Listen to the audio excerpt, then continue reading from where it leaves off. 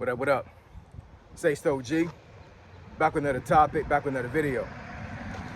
So the title of this video is going to be Gen X is being pushed out of the workforce. So we're going to talk about it. So admin notes. Thanks again to all the subscribers that have subscribed to my channel.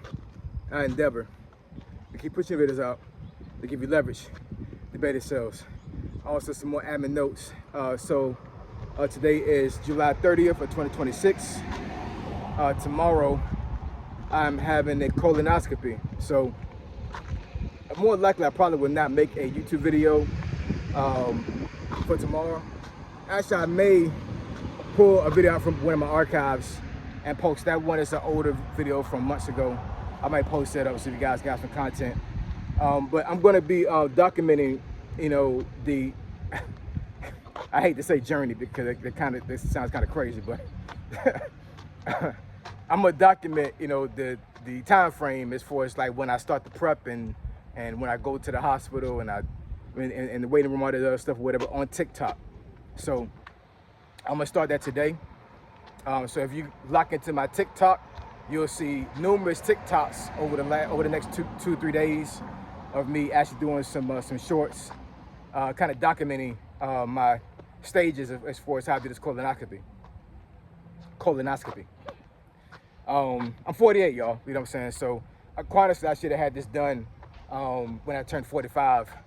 But some things is going on. Just didn't have the time to do it. It's about that time, y'all. You know, it's been my first one. Pause. so we'll see how things go. You know what I'm saying? I'm pretty sure it'll go very well. But if you are men right now in your 40s, go ahead and get yourself checked out, man. You know what I'm saying? You just have to, especially black men. Black men, I think, are the number one demographic that actually has colon cancer. So we got to get ourselves checked out, man. And I know for myself, I want to be here as long as I can for my wife and for my kids. So that's why I'm doing it. So anyways, lock into the TikTok, you'll see what's going on. So let's get into it. So Gen X is being pushed out of the workforce. So that goes without saying, man. You know what I'm saying? That goes without saying. And quite honestly, baby boomers definitely have been pushed out the workforce as of late, actually within the last couple of years. But I think a lot of companies are really doing this push when it comes to downsizing and, basically, I hate to say get rid of legacy, you know what I'm saying, but that's really what it boils down to. Because you got a lot of Gen Xers that have been at companies for over 20 years, and more likely they have received numerous pay raises. So they're getting like almost the top, if not the top pay for that position.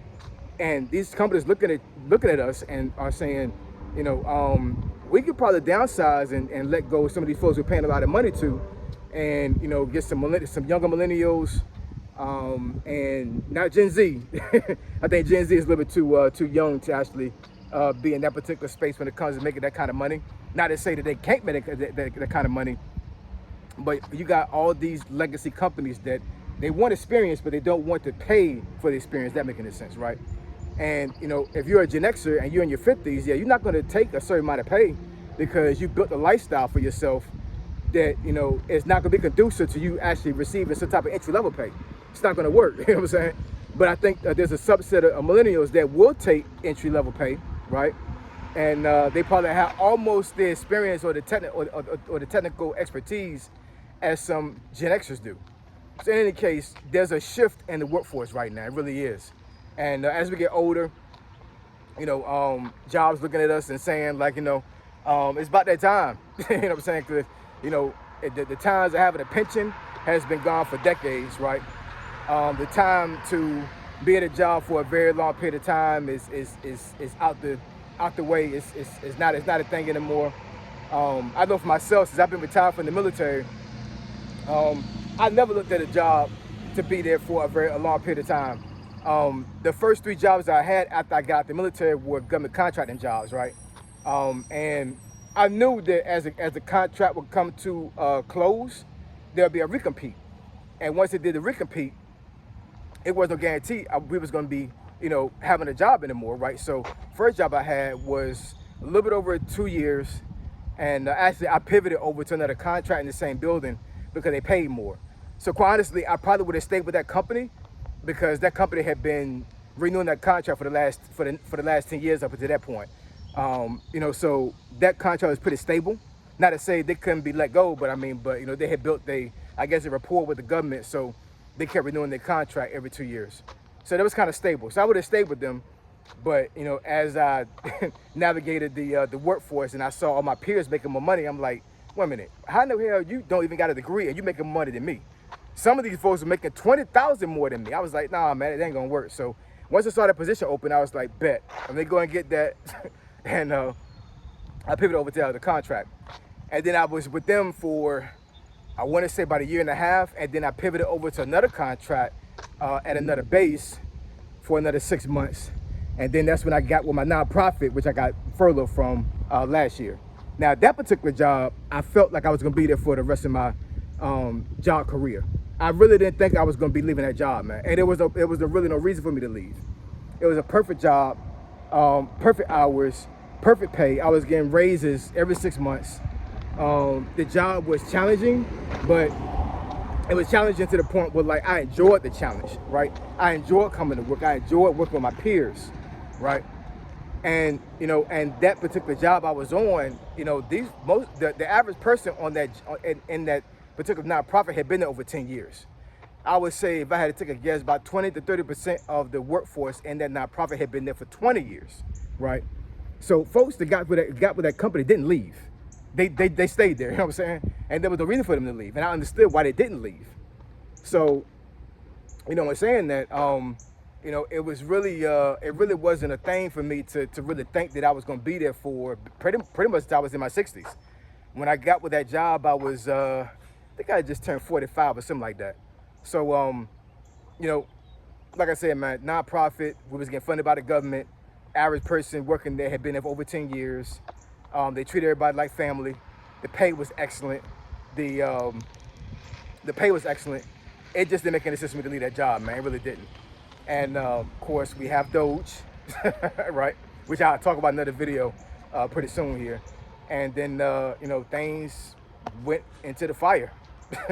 And there goes that legacy job I thought I was gonna have. You know what I'm saying? I should have known better, but who would have thought that this would have happened to anybody in the government at that time?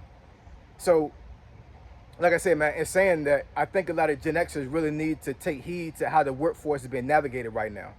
We really need to understand that, as Gen Xers, we're at an age group right now, at an age bracket where companies really start looking at us before anybody else when it comes to downsizing. They will look at the younger folks that have been there for a long period of time because they haven't really, proven their worth. But for the most part, I would say more than 50% of the folks that are going to be downsized from these companies are going to be Gen Xers. That's just a fact. You know what I'm saying? Because we're older. We've probably been there longer than everybody else, right? And we have the experience. So you would think that they wouldn't let go of all of us, depending on what kind of job field it is and what kind of company it is. But the bottom line is that the money and the profit goes before everything else.